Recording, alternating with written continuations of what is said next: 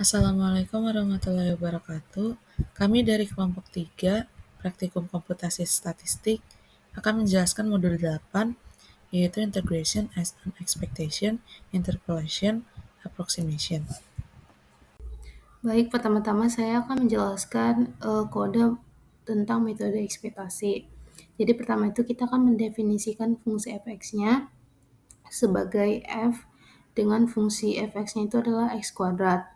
Lalu kita akan mendefinisikan function fx-nya itu dimasukkan ke dalam nilai p, di mana di sini kita menggunakan fungsi distribusi normal dengan X dan rata-ratanya itu 0 dan standar deviasinya itu adalah 1.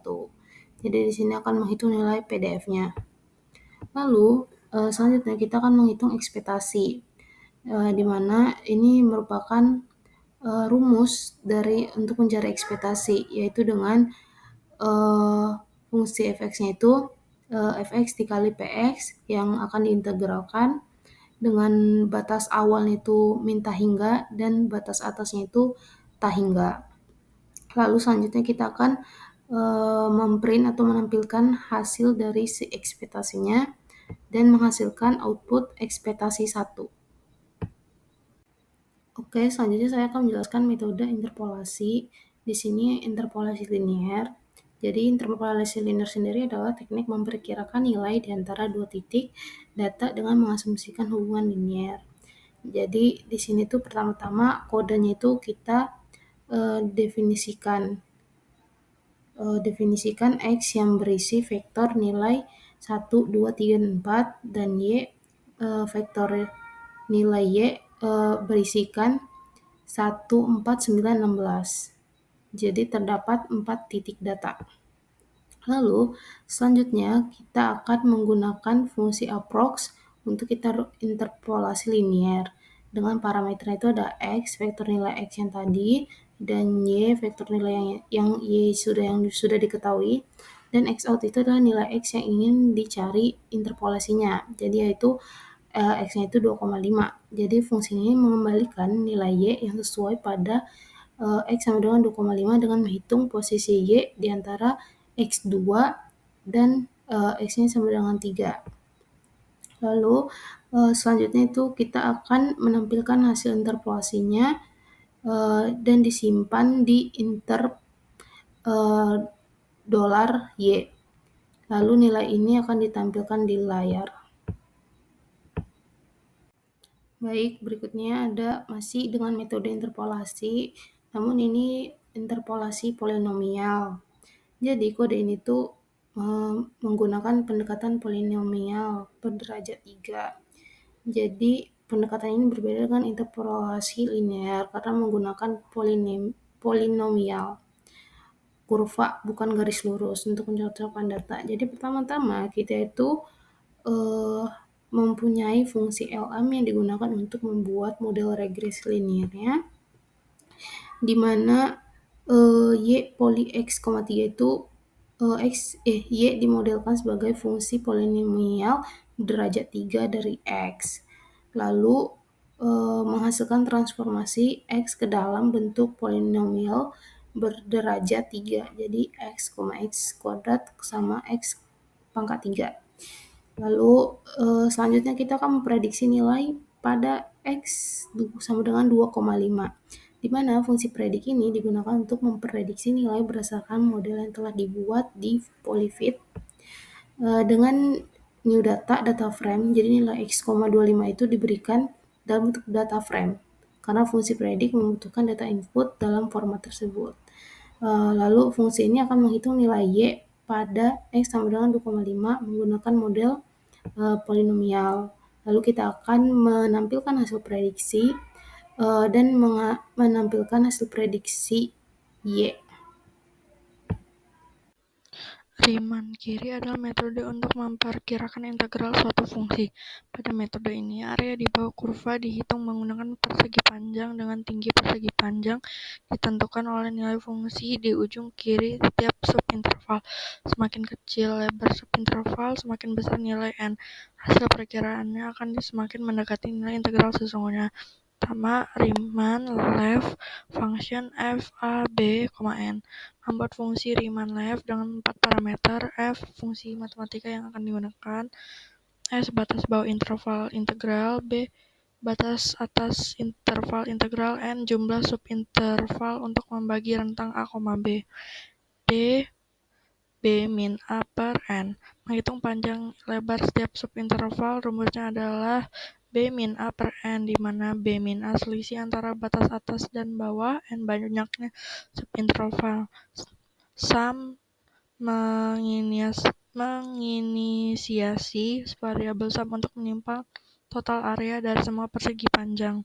For I in 1 N, membuka loop untuk menghitung area tiap sub interval. Perulangan dikalikan sebanyak n kali, di mana I adalah indeks interval. Rumus utama Riemann kiri A plus I min 1 dikali D. Menghitung posisi ujung kiri dari subinterval ke I. F A 1 I min 1 dikali D. Menghitung tinggi persegi panjang dengan memasukkan nilai ujung kiri ke fungsi F dikali D, mengalihkan tinggi dengan lebar interval untuk mendapatkan luas persegi panjang. Return sum, mengembalikan nilai total sum sebagai hasil akhir estimasi integral. Lalu kita mendefinisikan fungsi yang akan diintegralkan, yaitu 1 per x kuadrat. Lalu menghitung nilai integral Riemann kiri. F fungsi 1 per x kuadrat, A sama dengan 1, B sama dengan 5, N sama dengan 100. Membagi rentang 1 sampai 5 menjadi 100 subinterval. Lalu akan menambahkan nilainya, yaitu 0,81946, dan integrate F 1,5 itu merupakan error dari fungsi.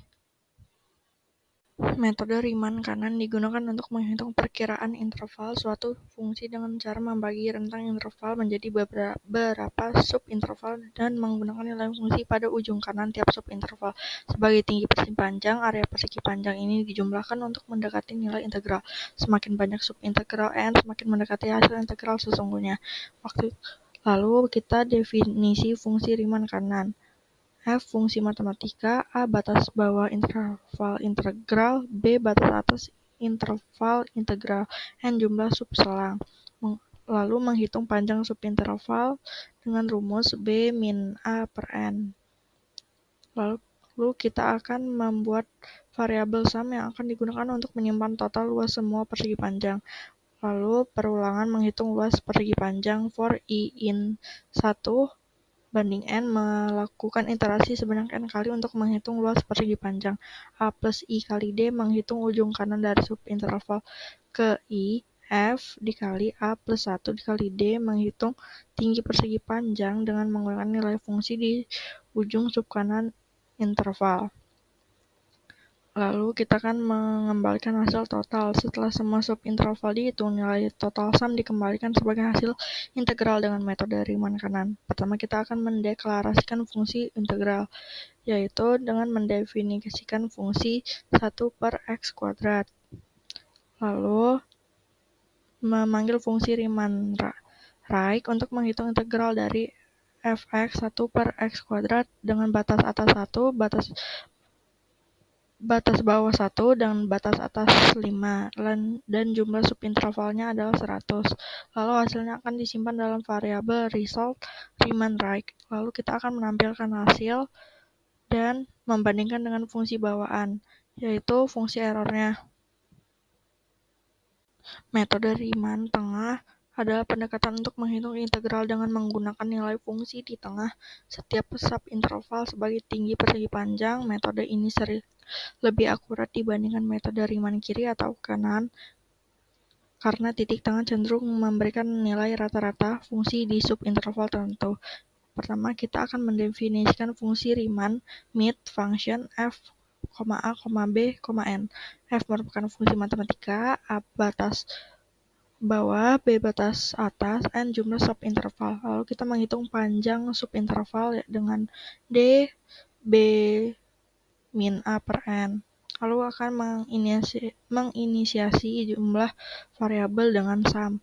Lalu kita akan melakukan perulangan menghitung luas tiap persegi panjang for I in 1:6 N, melakukan iterasi sebanyak N subinterval A plus I min 0,5 dikali D, menghitung posisi titik tengah subinterval ke I, A plus I min 0,5 dikali D, menggeser posisi I ke tengah subinterval.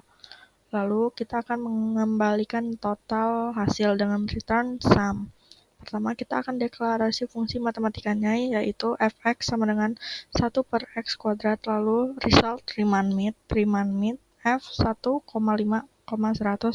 yaitu f merupakan fungsi yang telah dideklarasikan a sama dengan 1 batas bawah integral, b sama dengan 5 batas atas integral, n jumlah subinterval. Lalu akan menampilkan hasilnya dan bandingkan dengan fungsi integrate, yaitu fungsi bawaan untuk menghitung integral secara numerik dengan metode yang lebih akurat. Oke, selanjutnya metode Newton-Cotes trapezoidal. Nah, terlihat pada kode yang saya tampilkan bahwa ini mendefinisikan sebuah fungsi bernama trapezoid yang dimana berfungsi untuk menghitung luas area trapezoid antara dua titik A dan B. Pada suatu fungsi fx, fungsi ini menggunakan metode trapezoidal untuk mengapproksimasi integral dari fx di interval tertentu. Nah, rumus yang digunakan dalam trapezoidal ini adalah B min A FA ditambah FB. Ini merupakan dasar dari metode trapezoidal untuk menghitung area di bawah kurva. Nah, selanjutnya mendefinisikan sebuah fungsi fx, yaitu fungsi eksponensial dengan basis bilangan Euler yang bernilai sekitar 2,718. Setelah itu kode ini menjalankan aproksimasi integral dari fungsi eksponensial pada interval menggunakan metode trapezoidal yang telah didefinisikan. Nah, hasil dari perhitungan tersebut disimpan dalam variabel result trapezoid dan kemudian dicetak menggunakan print result trapezoid. Nah, hasil akhirnya menunjukkan nilai aproksimasi integral dari fungsi eksponensial di interval tersebut, yaitu terlihat pada output sekitar 31,62831. Ini mengidentifikasikan bahwa luas area kurva eksponensial dari x sama dengan 0 hingga x sama dengan 3. Selanjutnya multiple trapezoid. Nah, bahwa kode ini mendefinisikan fungsi multrep yang digunakan untuk mengaproksimasi integral dari suatu fungsi fx menggunakan metode trapezoidal dengan beberapa subinterval. Fungsi ini menerima masukan beberapa fungsi f bawah atas a, batas atas b, dan jumlah subinterval n. Dalam kode ini, panjang setiap subinterval dihitung sebagai b min a. Lalu proses integrasi dilakukan dengan menjumlahkan hasil fungsi di setiap titik subinterval dan titik akhir. Hasil akhir dikembalikan sebagai perkalian dari setengah panjang subinterval dan jumlah semua nilai fungsi. Selanjutnya fungsi fx didefinisikan sebagai fungsi eksponensial, kemudian multrep digunakan untuk menghitung aproksimasi integral dari fx pada interval 0,3 dengan 1000 subinterval. Hasil perhitungannya adalah sekitar 19.000,08555 seperti yang terlihat pada output. Nah, sebagai perbandingannya, integral yang sama juga dihitung menggunakan fungsi bawaan R, yaitu integrate, yang memberikan hasil sekitar 19.08554 dengan error absolut yang sangat kecil. Nah, bahwa kode ini menunjukkan aproksimasi menggunakan multrep cukup akurat. Selanjutnya, di sini saya akan menjelaskan metode Simpson. Metode Simpson merupakan metode numerik lain yang digunakan untuk menghitung integral, yang memperbaiki pendekatan trapesium dengan menggunakan polinomial derajat 2 untuk mendekati fungsi yang akan diintegrasikan. Nah, di sini tuh ada sebuah kode di mana menggunakan variabel mulsim 1, di mana untuk yang kita gunakan itu ada function nilai A, B, dan N. Nah, di sini kita menggunakan variabel D pada function untuk menghitung panjang setiap subinterval. Lalu ada sum yang merupakan inisialisasi variabel sum dengan fungsi titik awal. Lalu ada fungsi for yang untuk melakukan loop dari 1 hingga n-1 untuk menghitung nilai fungsi dari setiap titik partisi. Lalu ada function if yang mengecek indeks ganjil menggunakan sisa pembagian 2. Lalu ada function sum untuk menambah 4 kali nilai fungsi. Lalu ada sum juga kalau kali ini menambahkan 2 kali nilai fungsi. Lalu ada sum juga yang menambah nilai fungsi di titik akhir ke sum. Lalu ada return. Lalu di sini ada function yang dimana sini kita mendeklarasikan sebuah fungsinya, yaitu di sini 2 pangkat x. Lalu kita memasukkan nilai function dan nilai a-nya itu sama dengan 0, b-nya sama dengan 3, dan n-nya sama dengan 1000. Dan kita integralkan dan hasilnya merupakan 10,09887. Lalu ada metode Romberg, di mana metode Romberg ini merupakan metode untuk menghitung integral secara numerik yang menggunakan kombinasi hasil dari metode trapesium dengan meningkatkan presisi secara bertahap. Dan metode ini memanfaatkan ekstrapolasi Richardson yang berfungsi untuk meningkatkan akurasi dengan mengurangi kesalahan transaction.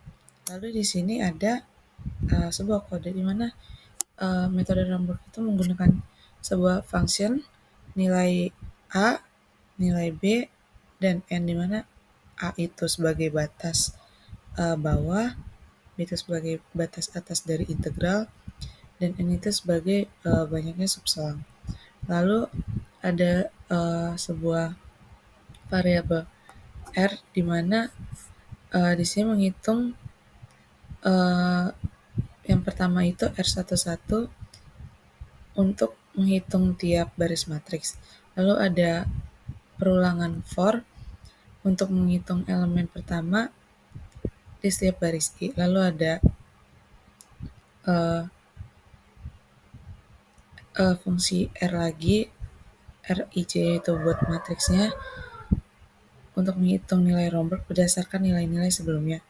Lalu kita mengembalikan nilai R. Lalu kita mendeklarasikan sebuah function. Di sini kita memakai eksponen X untuk fungsinya, lalu kita menghitung aproksimasi integral dari metode Romberg.